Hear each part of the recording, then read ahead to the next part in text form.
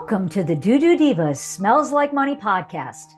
I'm your host, Suzan Chin-Taylor, CEO and founder of Creative Raven, the firm that helps wastewater industry contractors and manufacturers unlock the power of digital marketing, AI, and PR to boost sales and opportunities. Whether it's through our online marketing and lead generation programs or providing a fully outsourced marketing department, we are passionate about helping businesses in the wastewater and civil infrastructure sectors not just survive, but thrive in today's digital world. Each episode, I'll be bringing you expert tips and strategies to help you grow and succeed. Let's dive in. Well, hello, everybody, and welcome to this week's episode of the Doo-Doo Divas Smells Like Money podcast. We are beginning today a visit with Daniel Strohli, who is the founder of ProfitsX. And we're going to be doing a very interesting series with Daniel. Daniel's background, we met on LinkedIn, the greatest place to meet and make great connections. And he is involved in business process development and marketing.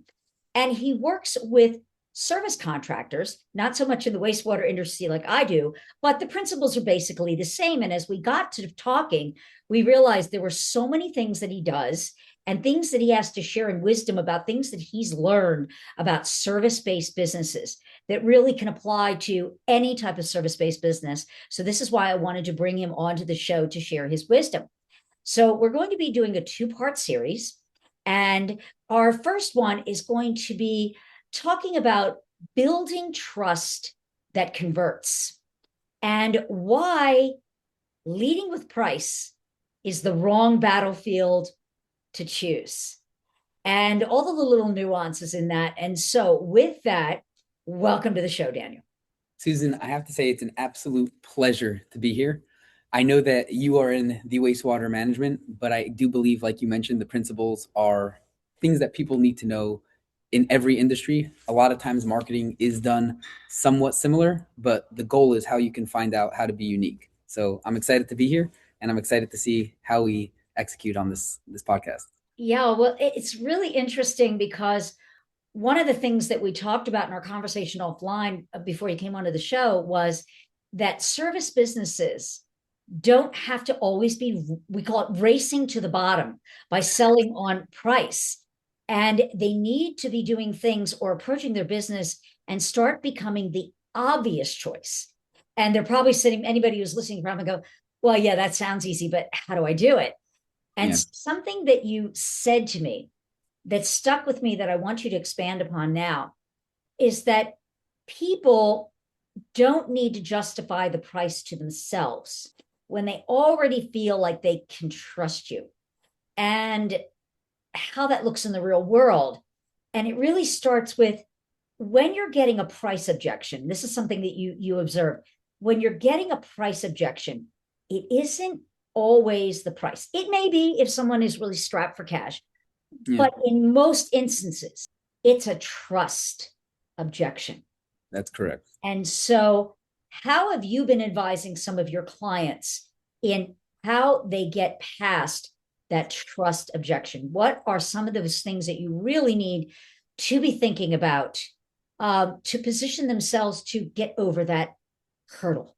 So first off, I great question. And again, it's a pleasure to be here. And I'm going to jump directly into it because it is a great thing that is going on inside of contractors' mind. They're asking the question internally whether they want to admit it or not. Mm-hmm. And they're, more importantly, if they're not going to admit it, they're stuck with the problem, meaning they don't know what the problem is, how to find the solution, and what even the options are out there. Now, our goal, obviously, is to really understand the person that we're speaking to. So if you're a contractor, you're speaking to your homeowners and whatever it is, or if it's property managers, whatever it is for you in specific.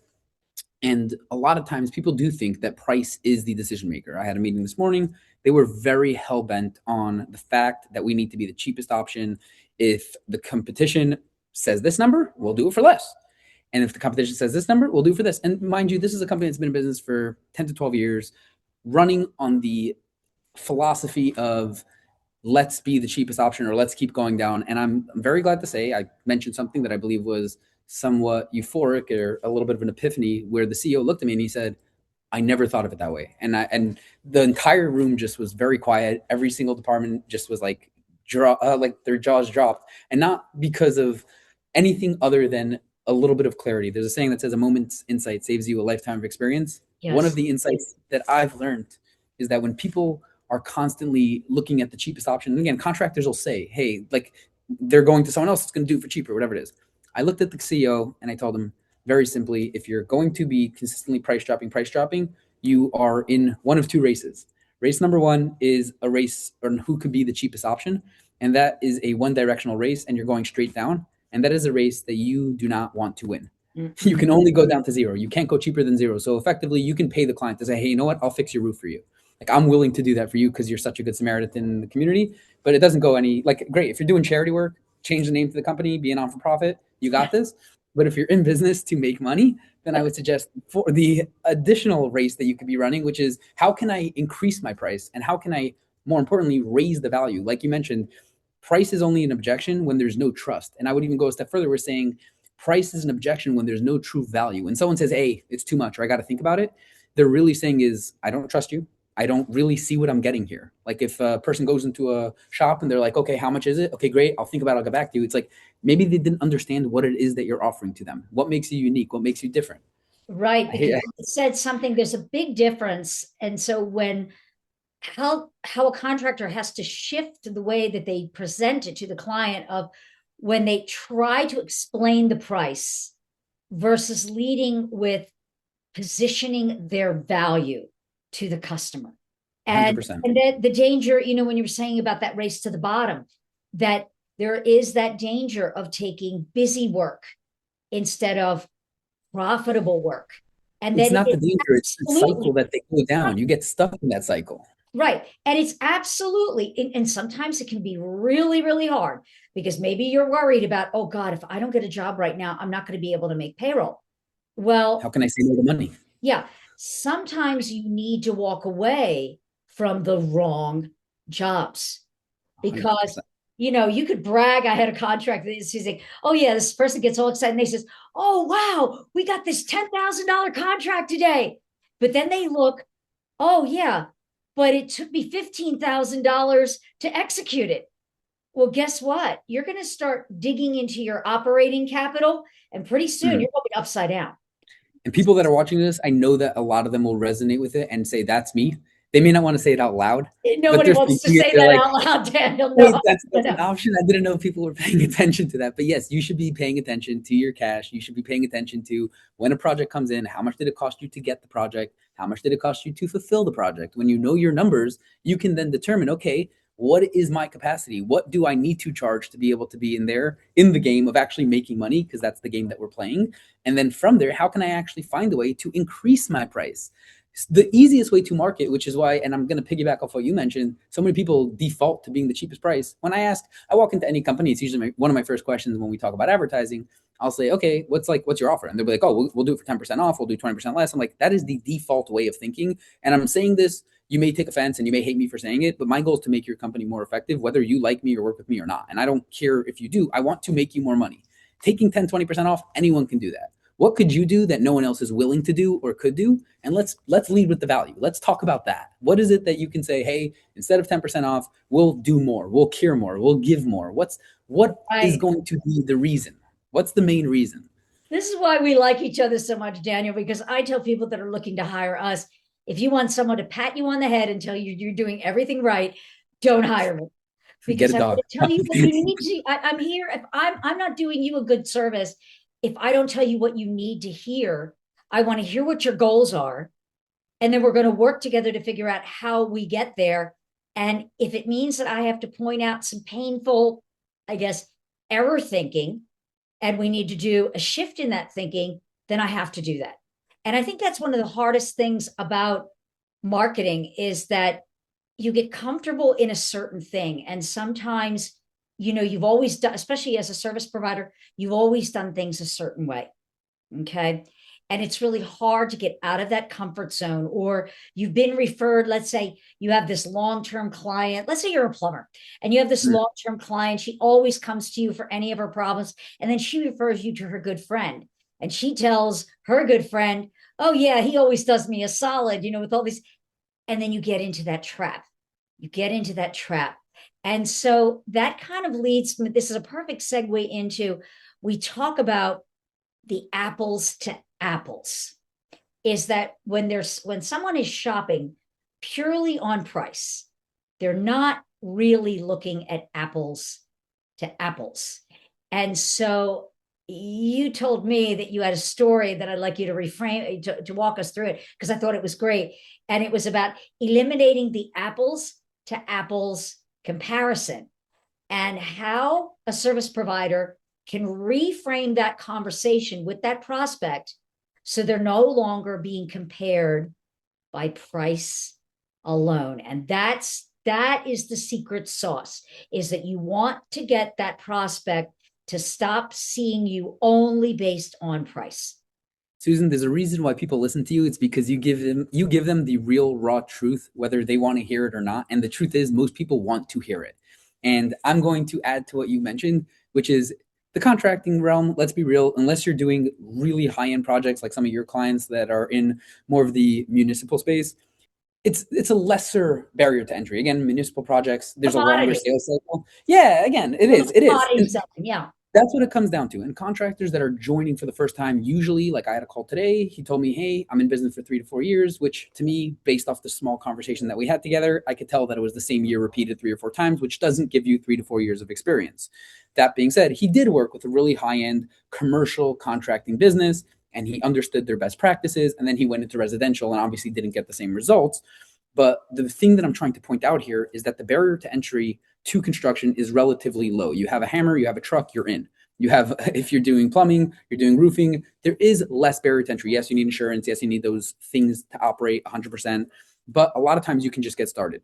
The problem that we see on a very consistent basis is that habitual pattern thinking that, okay, this is how it's always been done. I'm just going to copy paste here. That works sometimes. But even then, if you do what everyone else does, you'll get what everyone else gets. And most people look good, but they really aren't good. They don't really produce the way that they're saying that they're producing until you open up the hood and you see what's going on underneath the hood, which is something that we see on a consistent basis. We see the people who are, when Warren Buffett talks about when the tide goes out, you see everybody, what's going on. You see during tough times who's really pulling through, who knew how to manage their capital, who knew how to lead their team, things like that. To answer your question regarding the apples to apples, because I know it's a long-winded answer, the way that people do it is that they look at the way it's always been done, and then they do it the same way. And then what do you think you get? You get apples to apples. If everyone sells pens and then you just say, hey, my buddy sells pens, I can sell the exact same pen, you are now effectively selling apples to apples. The goal is to get yourself out of that cycle, to find a way to do things in a very unique, different manner, and stop allowing the clients that are referring you, clients that are their friends and their family that are taking you in a downward spiral because they know you did them a solid, and start positioning yourself as a different player in the game, which again, if you're a contractor and you just got into it or you've been doing it for a few years, you may not have marketing experience. And marketing is looked at nowadays as a bad word. We can't be saying such words out loud. It's horrendous. Marketing is how you get clients. It's how you get people to know about you. Yes, there's people that do it in a way that doesn't make it as kosher as it could possibly be, but that means you're going to write off the entire industry. It means that every single business needs 2 things. They need marketing and they need product. They need something they need to make a promise, and then they need to do what they said they're going to do. A lot of contractors, they have that second part down. They do what they say they're going to do. They do it the same way they've learned, whatever it is. They don't have that way of marketing themselves, positioning themselves in the marketplace as the go-to only viable option. And why are you the go-to only viable option? What do you do unique? What do you do a little bit different? What do you do a little bit better? What are you willing to do more? So on and so forth. That doesn't necessarily mean price. There's so many other games to be talking about. Price is one segment. How you price things, it's such a misconception where people are like, you know what? The competition prices here. I'll price a little bit lower. I mean, that's not a game you want to play. That's just not how it is. And to answer fully regarding the apples to apples, how do you turn yourself into an orange? Because that's the question that most of the viewers are going to be asking. How do I become an orange? Okay, got it. Every single roofer knows the same way. The perfect segue into what we were going to talk about, of the power of a bold, audacious offer. What is it that you are willing to do as a business? And back it up. Don't be afraid of it, because on a few occasions you might have to make good on it and it could cost you money. 100%, but 100%. What are you willing to do that you know everybody else in your space is not willing to do? Basically, kind of putting your money where your mouth is. And here's a good example. I mean, it's not wastewater related, but I think this is a perfect example. It'll just maybe help the audience get an idea. Let's say you're a roofing contractor. Now, or maybe you're a restoration contractor or a plumbing contractor where there's been water damage in a home, okay? And there's going to be insurance involved. And what happens in a lot of those cases where you hire the contractor, everything's going along, the insurance company's approved it, you get your claim funded, they send the money to that provider, and then they never show up, okay? So, good example, a roofer, no money until the materials show up at your property and the work begins. And it could be the same for anything like water restoration. No money until the crews are there with your new whatever it is that's going to be new, and we begin our work. Okay, you're taking a bit of a chance. You are taking a bit of a chance. However, that's stating any commitment like that. That's stating to a customer, you can trust me because I'm not going to ask you for a dime of your hard-earned money until I show up to do what I promised, and you sign on the line that hath dot that I was contracted to do for you. Talk about a game changer. I would sign with you even if you were $1,500 more, because now I've got that comfort that I'm not going to be cheated. And we all know the horror stories with contractors not showing up or damaging. We've all been there. If you're a homeowner, we've all been there. And so being able to make a claim like that sets you apart. Susan, it also helps people feel, like you mentioned, comfortable. It's what we call the risk reversal, where you can eliminate the risk from the client. You can say, hey, listen, I can tell you I'm the most honest guy, but don't take my word for it. I'm going to show you I'm the most honest guy. Do not pay me. I will actions speak louder than words. I will get the material to your property. It will be there at this time. And that is a micro promise that when you deliver, it adds more trust to the relationship. Right. And it shows them that you're someone who's on time every time. And these are some of the things that I'm telling you, it's a lot of these things that add up that people don't want to pay attention to. It's like, why are some people doing a money back guarantee, satisfaction guarantee? What even are those? What's a bonus? What's a value add? What's interesting? I never even thought of that. And people, when they see the world from a different perspective, they get to actually change the way they do business for that exact reason. Because I mean, people think ignorance is bliss. You and I both know it's not. Like, you may know what to do, but you don't do what you know. And then if you don't even know what to do, that's a whole other discussion. But any contractor that's listening to this can look at their business and analyze and say, hey, this is the way I've always done it. This is how I've been pricing out my projects. Is it the most effective, highest and best use of my time? Is it the most effective and highest and best use of my team's time? And this is the path that I want to continue going down, because it doesn't have to be this way. And if you look around you, like, this is really just hush, hush, hush. If you look around you, there is other people that are crushing it in your field. So you're not a special snowflake where, like, you're special, you're in this part of town where it's not going to work, and that works for you, but not for others, or we have to do free estimates. That's all the value that we give. That's a great idea. Let's do free estimates. Like, everyone gives free estimates. We don't need your free estimates. We want a step further. We want to see that you're going to take on some of the risk. You're going to take on some of the responsibility. You are going to be reliable, dependable. Some of these things that when you make a big, bold claim, as you call it, or a big, bold offer, that is not something that's just saying, hey, I'm the best. My mom says I'm the best. It's actually showing the marketplace, this is what I'm willing to do that's going to separate me. And I mean, some people scoff, but it's so freaking true, because when homeowners hear it and they're like, you're really willing to do that for me. It's like, yeah, we do it for all of our clients. And if you're a contractor that's worried about the numbers because you know your numbers, and you're like, well, some people are going to try to fool me or whatever it is. Yes, they will. But your closing ratio is going to go up by 10% or whatever it is. So do the math. Like, do the math, see if it works out, test it. And if that works, great. If not, try something else. That's what marketing is, being able to try a bunch of different things and see what works and what doesn't work for you. A lot of people, they try one thing. Oh, I tried running ads, doesn't work. Or I tried SEO once in 2004. My aunt's sister's cousin's dog ran my ads, my SEO. It didn't work out great. It doesn't work, Susan. It doesn't work. It doesn't work. I'm not trying it again. I lost $20.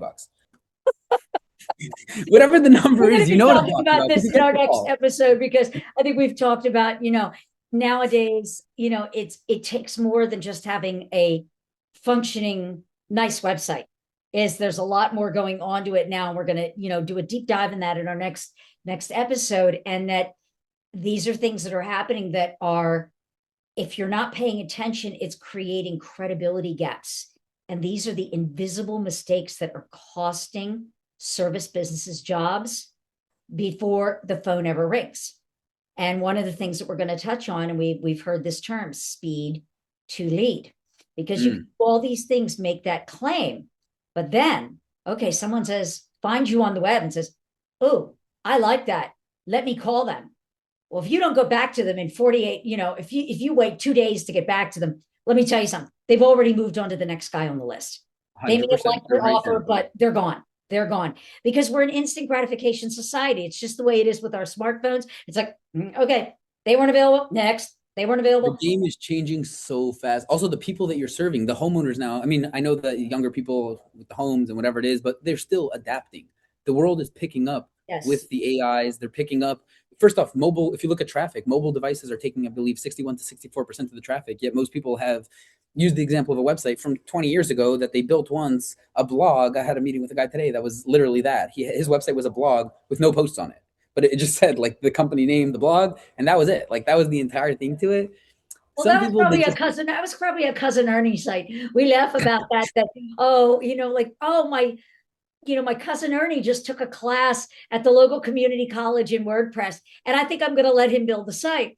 exactly. Okay. Well, it comes down to, yeah, he could build the site for you, but should he? You can also walk to work every day, and you can also use a hammer to build a house. But like, should you use a nail gun? Like, it's. I mean, I know we're being cocky and a little bit arrogant. I'm gonna give this that, but it's the same exact concept where people like, okay, so you got burnt in the past. Your cousin Ernie didn't do it to your standards, or your daughter that was taking the class and and whatever didn't do it to your standards. You can't write off the entire thing because you tried it once. Most people, I'm proud. I'm super proud that you tried it once. But if you don't at least take a step and say, you know what? Is there other people that are getting results using this formula? Interesting. Am I so special that I'm not able to get results from that formula? Interesting. Okay. And it's just, again, it's system and process optimization in the sense that there's so many holes in the bucket where when you look at the end of the month and there's more month than there is money, then they go, okay, I don't know how this happened. Or they throw their hands up. Or it's like, we do really high quality work here at Every Day. We are super high quality, yet no one comes to us or no one knows that we exist. You can be the best thing in the world, but if no one knows you, they can't work with you. They have to find out that you exist. They have to find out why you're different. They have to find out why you're better. They have to find out how they can work with you. They can at least see, hey, interesting. If you're willing to do this and someone else is willing to do this, oh, wait, they're not willing to do this. Only you're willing to do this. So I already get a thing that like Amazon, they're willing to deliver free shipping to your door in 2 days. Like, interesting. Not many companies want to compete with that. Why? It costs a lot. Yes, but their lifetime value, how much money the client spends with them over a lifetime is far more. So are you willing to spend money up front to make money long term? Does it take money to make money? These are very controversial topics. No, we're just Yeah, gonna and go at when it. you talk about marketing, and people get burned sometimes, and I think it's one, they don't ask the right questions of the firm that they're going to be working with, and often they'll get thrown a whole bunch of jargon and industry things like SEO optimism. They'll get thrown a whole bunch of things. They're plumbers.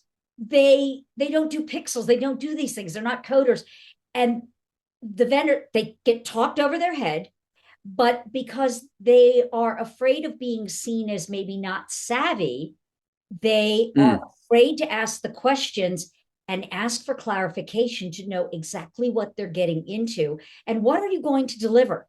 So what am I going to get for this expense, and what type of what's in it ROI, for me? or what should I expect to see, and what's a reasonable expectation? All right. So we see this all the time. And so I would tell anybody listening that if you've been burned, just because you've been burned by one firm doesn't mean that every firm is going to burn you. You just need to make sure that you're asking the right questions, you're doing your due diligence, and don't get involved in something unless you know. My mother taught me this about investing.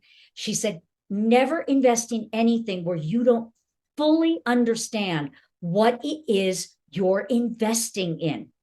And I think that's 100%. with anything. Marketing is just an investment for your business. So understand what the expectations are and make sure that the person on the other side of the table that's going to work with you, do they understand your business?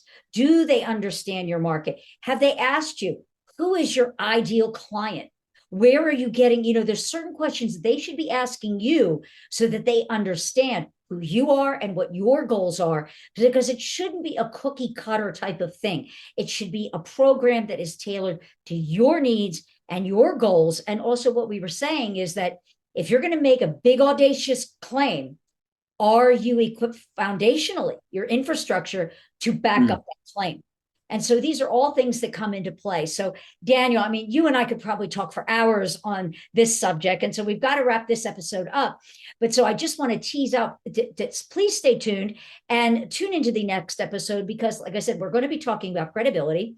We're going to be talking about some really dynamic shifts that are coming into play for They're happening now as we talk. They're happening as we talk.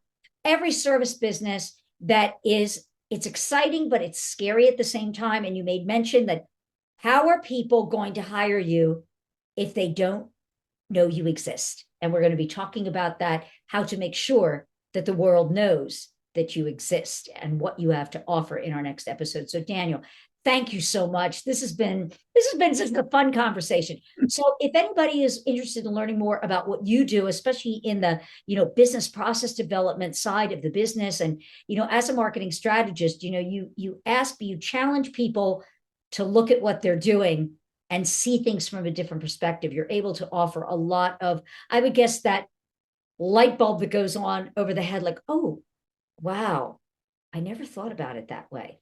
Well, maybe you should. And so how can they learn more about you, get in touch with you, and what you do? So first off, I appreciate the time today. It was very well spent.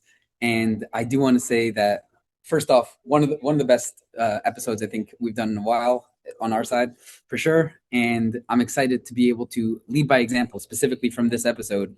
I do challenge people and I do push buttons and I do tend to ask questions that people may not want to dive deeper on. And a lot of times I sound fancy myself. I take responsibility. I threw out today a word like CRM and one of the guys popped up. What does that mean? I'm like, it's a client relationship management system. I promise you, I'm not smarter than you are. Please stop me at any time and I'll answer any question. Like just you. And I'm sure people that are listening to this, they have it in their own realm where they're throwing out terms and the client just, it's not that they're stupider. It's just that they don't have the experience. They haven't walked miles in your shoes.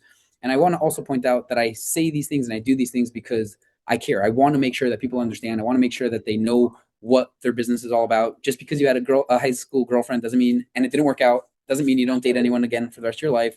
It means that you get back on the horse. So these are things that are important. Again, marketing is how you get clients. So just because you tried something that didn't work, you want to relook at the battlefield that's out there, reassess and see how you can jump back in. Regarding to me, leading by example, we always say, hey, let's provide value first, because a lot of times even price, value comes first, price comes second, service comes first, talking about investments comes second. So we lead by example in that sense. Anyone that's listening can go to ProfitsX.com. They can go to our social medias, the same thing, and they can download resources. They can download samples. They can download examples, assessments, whatever it is that they want to see for their business, how their site speed loads, how their SEO shows up, how their business is currently ranking, what they could do better, regardless of who they decide to end up saying, like, oh, I'm going to use someone in-house or whatever it is. Sure, do it, but get the work done. The work has to get done, whether you're going to hire out someone else or you're going to take it in-house and try to do it on your own, whatever it is, but at least know what's out there. At least understand what you're getting into, understand the business, understand the clients that you're serving. And that way you can talk to them in the best possible manner. And that way you can serve as many people as whoever's listening to has around them. So that's my piece. If anyone has anything that they would like to ask me or dive deeper into, there's always ProfitsX.com. And I know, Susan, also you have a very famous website if you want to share the same way. Yep. Everybody knows it's Creative Raven, but also, look up Daniel on LinkedIn. It's how we met. And I find that is just a source for people to really exchange good, valuable information. And sometimes, even the expert needs to sometimes go outside and talk to another expert. And it's really interesting how you can get so many perspectives from someone that maybe doesn't do what you do. I'm a firm believer in mastermind groups. And I think that they're great for small business owners so they don't feel as isolated, like I am here alone. I'm trying to do battle and build this business all on my own. Maybe if you're a plumber, go talk to a carpenter, or this is going to sound silly, go talk to a restaurant owner. People that are still, they're entrepreneurs just like you are, but they may be able to see your problem and shed some light on it and come at it from a different perspective that you never even thought about. And it could be a total game changer for you. So with that, Join us on the next episode. I promise it's going to be just as exciting as this one and just as impactful as this one. And so thank you again, Daniel, for being here. And thank you, listeners, for tuning in. And until next time, keep it flowing. Thanks for tuning in to today's episode. If you're ready to take your marketing to the next level and start increasing sales and opportunities for your business, reach out to us at Creative Raven. We're here to help you thrive in the digital landscape. Visit creativeraven.com or click the link in the show notes below to schedule a call and learn how we can support your growth. If you enjoyed the insights on today's episode, be sure to hit subscribe so you'll never miss an update.